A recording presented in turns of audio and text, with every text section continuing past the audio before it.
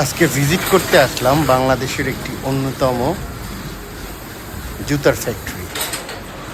এরকম বাংলাদেশে অনেক ছোট বড় গার্মেন্টস এবং ফ্যাক্টরি আছে যাদের মাধ্যমেই আমাদের অর্থনীতির চাকা করে এবং আমাদের দেশ সবচেয়ে বেশি রেমিটেন্স কামাই করে এই সব ফ্যাক্টরির মাধ্যমে। চলুন তাহলে ঘুরে দেখি এই ফ্যাক্টরিটি।